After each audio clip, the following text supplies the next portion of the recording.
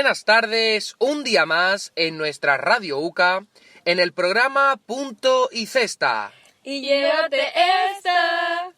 Bien por el coro.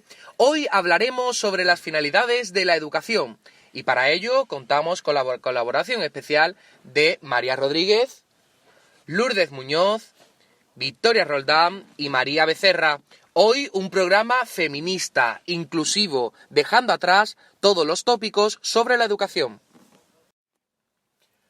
Bueno, pues tenemos el programa cargadito, como dijimos antes. Vamos a empezar un poco con las finalidades de la educación. En el primer punto vamos a tratar un poco sobre el trabajo. Cómo se desarrolla la educación y qué tiene que ver a la hora de buscar el trabajo. ¿Qué opináis por aquí, mis compañeras? Pues para mi punto de vista, pienso de que la educación hoy en día está muy centrada en la búsqueda de trabajo, pero sin embargo yo considero que la educación debería de ser tanto para la búsqueda de trabajo como para dar valores. Perfecto. ¿Quién me debate la afirmación que ha dicho María Becerra? Yo estoy de acuerdo con lo que ha dicho mi compañera María, pero me gustaría añadir que la escuela debe centrarse más en los valores de las personas que en decir tengo que encontrar un trabajo en mi futuro. Pienso que la persona en sí es más importante que el trabajo. Pues yo coincido también con Victoria porque, en mi opinión, creo que la educación debe estar más enfocado a transmitir buenos valores, a aprender conocimientos básicos sobre la vida y sobre todo eso, centrarse más en la persona, como ha dicho anteriormente Victoria. Pero perdona, Lourdes, ¿realmente los profesores dan esos valores de los que aquí hemos planteado? A ver, yo creo que los valores no se transmiten como tal, como concepto. Yo creo que es más cosas que se transmiten indirectamente sin darnos cuenta. Por ejemplo, saber comportarse en el aula, tener buena convivencia con los compañeros. Son cosas que se transmiten de forma indirecta. Muy buen apunte el que ha dado Lourdes. Ahora, María Rodríguez, ¿qué quieres comentarnos tú? Por ejemplo, yo creo que todas aquí, como hemos dicho, opinamos que sí, que una de las finalidades es buscar trabajo, pero yo creo que realmente se centra la educación hoy en día en los niños tienen que hacer exámenes y buscar una nota, y esa nota es la que los condiciona en un futuro a eso, van a hacer el trabajo, o van a estudiar la carrera, o van a trabajar de lo que ellos quieran y les gusta, o si no van consiguiendo la nota en los exámenes, no van a trabajar ni van a estudiar lo que ellos quieren. Bueno, eso es un poco la triste realidad que estamos viviendo ahora, pero Lourdes, ¿querías contestarle? Es que realmente, en mi opinión, creo que depende de cada persona, porque yo no pienso que la gran finalidad de la educación sea buscar un trabajo, porque cada uno puede decidir o seguir formándose y seguir adquiriendo educación hasta el bachillerato, por ejemplo, o otro tipo de salida que cada persona escoja y ya después definirte un trabajo. O también existen personas que deciden ser autónomas y no les hace falta un bachillerato o terminar la ESO, sino que ellos independientemente pues se consiguen un trabajo de forma autónoma. Bueno, pues ahí queda un poco el debate que hemos tenido, ¿vale? Ahora vamos a seguir con otro punto, con otro tema. ¿Cómo veis que la educación esté relacionada con vivir en sociedad, con relacionarnos en esta sociedad?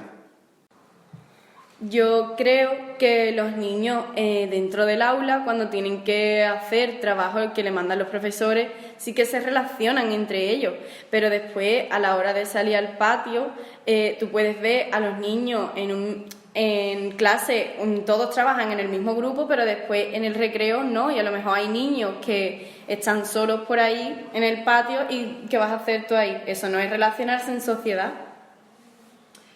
Yo no estoy de acuerdo con eso porque, en mi opinión, el colegio, el contexto escolar es un ámbito en el que se dan actos sociales. Tú, cuando eres pequeño y estás en el colegio, no es una manera consciente, sino que inconscientemente te relacionas con tus compañeros a la hora de hacer trabajo, te relacionas con tus compañeros en el recreo. te relacionas con los profesores, esos son actos sociales, nos estamos relacionando socialmente. Bajo mi opinión y respecto a lo que habéis dicho vosotras, me gustaría relucir el tema de la chica salvaje del estado de California, que al estar encerrada en un cuarto, pues como bien dice su nombre, era salvaje. Y me parece un caso bastante bueno para esto, ya que la niña, al estar encerrada, pues no sabe relacionarse con las demás personas. Pero en ese caso, María, yo no lo utilizaría de ejemplo porque ya estamos como confundiendo lo que es relacionarse con las personas a lo que es los métodos que tú usas para aprender. El cerebro, a lo mejor esa niña no estaba aprendiendo a andar o a caminar o a lo que fuese por el hecho de estar encerrada, pero no tiene nada que ver la relación, estamos confundiendo conceptos. Y respecto a lo que ha dicho Lourdes, que me parece bastante interesante, ¿es en la escuela realmente lo que te hace relacionarse o en la sociedad? Porque tú a lo mejor no vas a la escuela, pero si te relacionas con tu familia, vas a comprar el pan y te relacionas, entonces no tenemos que relacionar escuela con relación y sociedad. Yo estoy de acuerdo contigo, pero es verdad que estamos hablando de las finalidades educativas, por tanto tenemos que enfocarnos en el colegio. Por tanto, el colegio es un ámbito social también, porque tú te relacionas, como he dicho antes, pues con tus compañeros, con los profesores, con todas las personas que están a tu alrededor. Pues Victoria, respecto a lo que tú has dicho de la relación con la familia, me parece un buen caso el de la niña salvaje, ya que, como tú bien has dicho, las personas que se relacionan también con la familia, pero igualmente la niña Jenny, pues no se relaciona nunca con nadie, con lo cual yo pienso que relacionarte con las personas tiene una gran importancia para la persona. Bueno, pues de cara a esto, hemos hablado al principio también un poco de esta pregunta, de lo que era el trabajo en grupo. Ahora vamos a tratar el tema de la cooperación. ¿Qué opináis al respecto de la cooperación en el aula? Bueno, pues, ¿Está bien? ¿Está mal? ¿Deberíamos de trabajar un poco más individual, más colectivo? Lourdes. Bueno, yo creo que es un tema bastante crítico porque, en mi opinión, no creo que sea una gran finalidad de la educación. Es verdad que es bastante importante trabajarlo, puesto que en un futuro, en el ámbito laboral, es bastante importante en la persona que pueda trabajar cooperativamente y demás. Pero también creo que es importante focalizarse también en el trabajo individual, porque muchas veces se da el caso que el niño que está en la escuela, hay muchos casos que los niños se acomodan y prefieren trabajar en grupo para no trabajar individualmente, y al final eso es un punto en contra para la misma persona. Claro, porque igualmente el que no trabaja individualmente, en grupo ya no va a trabajar menos. Acabamos en el tema de lo que siempre suele hablar de lo que es la nota, de quizás tú individualmente no trabajes, pero ya cuando estás en grupo tú dices, oye, mi nota no es personal, depende de más personas, voy a empatizar con esas personas y voy a trabajar, y quizás eso haga que el próximo trabajo diga, oye, pues tampoco es tan difícil, me voy a poner a trabajar yo solo, y quizás eso también, como dice Lourdes, el día de mañana, ya sea cara al público, cara con tus compañeros, como sea, siempre va a haber un trabajo común, al menos una parte, y sí que es verdad que eso te ayuda a saber decir, pues mira, cuando pases cosas de desacuerdo, te enseña a trabajar, a enfrentarse a esos momentos. también, bueno, acabamos viciando, bajo mi punto de vista, acabamos viciando a los niños a tener que trabajar en grupo siempre. Yo, siendo el moderador del debate, me posiciono un poco también a lo que ha dicho Lourdes. Debemos, creo yo, que hacer que los niños tengan un poco de autonomía y trabajar solo, porque a la hora de trabajar en grupo, al fin y al cabo, no sé si alguna vez os ha pasado, pero siempre acaban trabajando los mismos. Entonces, bueno, veamos un poco que estos vagos, digamos vagos de alguna manera, no hagan nada, no hagan nada, no hagan nada, de tanto trabajar en grupo y bueno, y van subiendo poco a poco con una nota que no les pertenece. Y van pasando.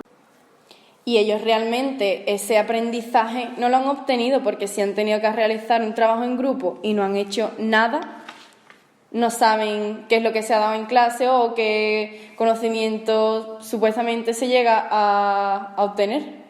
Yo ahí no estoy totalmente de acuerdo porque para mí un trabajo siempre va a ser reforzar lo que has aprendido. No te va a enseñar nada nuevo. Entonces ya es decisión tuya decir, pues lo aprendido lo voy a llevar a cabo a través de un ejercicio o de un trabajo grupal para seguir afianzando ese aprendizaje o lo voy a dejar pasar. Yo no estoy de acuerdo contigo porque los trabajos, al fin y al cabo, es llevar a la práctica todo el conocimiento teórico que hemos adquirido anteriormente. Para mí, en mi posición, creo que es más importante la práctica y se aprende mucho más que estudiarte de memoria la teoría. Entonces, por eso decimos que al final, estos casos en los que los niños, por ejemplo, repetidores que pasan del tema y demás, al final no aprenden lo más importante que es la práctica, saber simplemente se benefician de este trabajo. Bueno, pues el siguiente punto que vamos a tratar es fomentar la igualdad de derechos y oportunidades entre hombres y mujeres. ¿Qué opináis sobre este punto? ¿Creéis que existe igualdad en las aulas? ¿Que todavía no?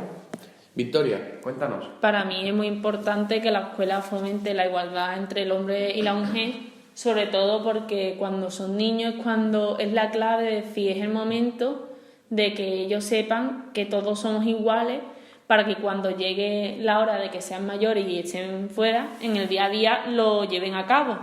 Porque sí que es verdad que los derechos y las oportunidades se trabajan más bien en el ámbito laboral o en el ámbito cuando ya somos adultos. Pero desde mi punto de vista es algo que debemos inculcar desde pequeño, es decir, debemos de demostrarle que somos iguales y sobre todo el por qué.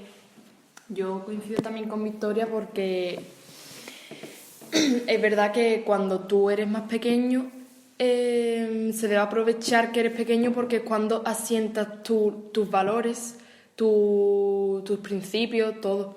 Y también creo que un aspecto importante son los colegios mixtos, donde existen tanto niños como niñas, porque trabajan en conjunto y creo que es muy importante, sobre todo a la hora de la cooperación, que se ayuden unos a otros. Ahí es donde se ve realmente que todos somos iguales y que todos tenemos las mismas oportunidades. Bueno, Lourdes, pues a mí me gustaría comentar lo que tú has dicho sobre los colegios mixtos, ya que me parece una gran idea, pero bajo mi experiencia personal pienso que el trabajar con personas de tu mismo sexo pues es más beneficioso que si trabajas con personas de distinto sexo. María, pero al dividir los hombres por un lado y las mujeres por otro, ¿tú no estarías fomentando lo que es la desigualdad? Hombre, se podría fomentar un poco, pero yo pienso que no, que tampoco fomentas tanto. Yo en parte también estoy de acuerdo con María porque en ocasiones sí que es verdad que las mujeres por un lado y los hombres por otro pueden llegar a tener mejores resultados, ¿no?, a la hora de trabajar, pero también creo que desde pequeños se les debe enseñar a cooperar y a trabajar en grupos mixtos para que ellos mismos se den cuenta de que lo que realmente importa es la formación o los estudios que pueda llegar a tener la persona con la que van a trabajar, no que sea de su mismo sexo o de un sexo opuesto. Y por ejemplo, en temas de economía o de secretarios, por ejemplo, se favorece o se prima antes que trabaje un hombre a que trabaje una mujer. Bueno, entonces, para hacer una ronda rápida y que el oyente no se disperse, vamos por turnos, igualdad, ¿sí o no, Victoria? Sí. ¿Lourdes? Sí. Perfecto, vale, entonces creo que hemos llegado todos a un mismo consenso, todas a un mismo consenso. Y bueno, pasamos a un tema un poco escabroso, ya que los niños no deberían de vivir estos problemas, pero bueno, todos hemos tenido algún alumno, algún compañero que haya tenido problemas familiares en casa y conflictos personales o sociales. ¿Qué opináis sobre que el profesor debe ayudar a estos conflictos o pensáis que no debería de meterse en estos ámbitos? Yo pienso, por ejemplo, que sí debería ayudar porque es más, cuando yo iba al colegio, yo en mi clase pasó un caso de un alumno que había rumores de que el padre pues le pegaba a su hijo y la profesora pues intervino en la relación, mantuvo tutorías con la familia y pues más o menos el problema se zanjó, pero lo que pasa es que cuando salió del colegio pues esos abusos siguieron sucediendo. Una pregunta, María. En el tema ese que tú has puesto como ejemplo, ¿fue la tutora o la profesora que se puso en contacto directamente con el familiar o usó otras vías judiciales o...? Se puso en contacto primero con el familiar para aclarar por lo que estaba sucediendo. El padre, por supuesto, negaba que eso pasara. Ah, Es un caso un poco complicado, pero bueno, creo que todas pensamos que sí, bueno, que hay que actuar en estos casos y que no debemos hacer caso omiso. Recordamos que los alumnos pasan muchísimo tiempo con los profesores y en el colegio llegan a pasar más tiempo que incluso con sus propias familias. Vemos más a los compañeros de clase que a algún primo lejano o algún tío o incluso a nuestros padres, porque bueno, con el trabajo de ellos, los niños en clase, pues sí pasamos muchísimo tiempo en el aula. Bueno, y otro punto también importante, un poco relacionado con esto último que hemos dicho de los conflictos personales. ¿Qué opináis de la exclusión social? ¿Deberían de desarrollar más programas que corrieran la exclusión social? Pues mira, Pedro, me parece un tema muy interesante, muy actual, que lo hayas sacado y me alegra porque vamos a poner el ejemplo de los MENAs, que decimos MENA a siempre niños que están abandonados por sus familiares porque se han jugado la vida para poder llegar a un país. Y entonces ese país, en vez de decir, joder, que son niños, que es que necesitan un futuro y una base, pues lo que hacemos es excluirlo. Y lo mismo pasa con gente, ya sea inmigrante, gente que necesita una educación especial. Decimos, bueno, tiene una enfermedad mental o tiene un problema, entonces no va a dar lo mismo que una persona normal. Y estamos excluyendo a personas que realmente, es lo que acabo de decir, son personas y tienen el mismo derecho y tienen los mismos talentos que el resto de personas. Entonces, ¿por qué vamos a excluirlo? Debemos también de enfocarlo y decir en la educación. Todos, igual que hemos dicho que la mujer tiene el mismo derecho que el hombre, todas las personas, sean de donde sean, tengan el problema que tengan, lo que sea, somos iguales y eso debemos de llevarlo a cabo. Entonces, Victoria, ¿los niños discapacitados también deberían de estar todos en una misma aula o piensas que debería haber diversificación? Yo lo que estoy diciendo, lo que defiendo ahora mismo es que todos tienen derecho a la educación, todo el mundo tiene derecho si en mi país no puedo y mi madre se ha jugado la vida para que yo llegue, pues yo tengo el mismo derecho de educación que tú a lo mejor. Entonces, si un niño es discapacitado y necesita una educación especial, yo pienso que el gobierno deberá de dárselo. Y de no decir, no hay dinero para esos profesores, pues no la vas a tener, por ejemplo. Bueno, a mí me gustaría enfocarlo más directamente dentro del aula y lo que es en el centro, puesto que creo que todos alguna vez en la vida hemos experimentado la típica situación de que en tu clase siempre ha habido alguien que sin tener problemas o discapacidad o lo que sea, siempre ha estado más excluido de los compañeros y no sé, creo que se debería de fomentar mucho sobre todo los trabajos modo proyecto, que todo el mundo interactúe con todo el mundo y todos se conozcan.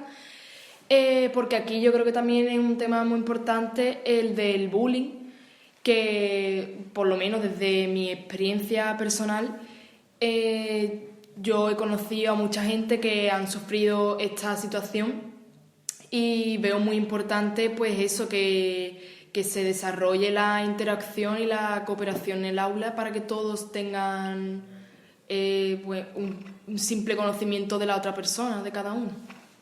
A mí me gustaría haceros a todos una pregunta y es, ¿en algún momento de vuestra vida educativa habéis excluido a una persona a lo mejor por el simple hecho de decir, pues yo con esta persona no quiero trabajar porque no da lo máximo de sí mismo?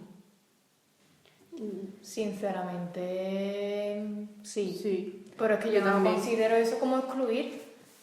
Es simplemente buscar tu conveniencia. Por ejemplo, yo el año pasado, ¿no? En el grupo que yo tenía había una persona que para mí no trabajaba lo suficiente. Entonces, bueno, por decisión grupal, por así decirlo, como que hemos terminado porque esa persona no forme parte de nuestro grupo, pero principalmente porque la nota del grupo me afecta a mí y a mi futuro y en la nota de mi asignatura. Entonces, si esa persona no quiere trabajar y esforzarse al máximo y yo sí, yo no voy a dejar que mi nota... Pero es que, mamá, por esa regla de 3, siempre en toda nuestra vida siempre estamos excluyendo a alguien, sea por un motivo o sea por otro. Pues yo creo que en esas situaciones hay que mirar más por uno mismo porque son decisiones personales. Si tú ves que a lo mejor la otra persona se está aprovechando de tu trabajo y de tu esfuerzo diario, al final esa persona se beneficia de tu trabajo y tu esfuerzo, como he dicho antes. Y no sé, vuelvo a reiterar que en esas situaciones tienes que mirar más por ti, por yo qué sé, tu... Vale, pero esas exclusiones que usted hace de decir, pues trabaja menos, en vez de decir, vamos a hacer algo para corregir ese problema, entonces si lo comparamos con el resto de problemas que hay, de otras exclusiones, todo el mundo diría, bueno, pues como no me beneficia a mí, voy a pasar del tema. Como a mí no me beneficia que venga una persona que necesita otro tipo de educación o que venga de otro país o lo que sea, paso de esa persona. Entonces, debemos todos, incluyéndome a mí, empezar a decir, vamos a dejar de excluir tanto porque si no, yo no puedo enseñar algo que yo personalmente no hago. Sí, bueno, eso es algo que es como un objetivo principal de la sociedad. Exacto. Pero bueno, tenemos que ser todos un poco conscientes, lo que decía antes María Becerra. Bueno, todos excluimos, pues sí, la verdad que todos excluimos, desgraciadamente.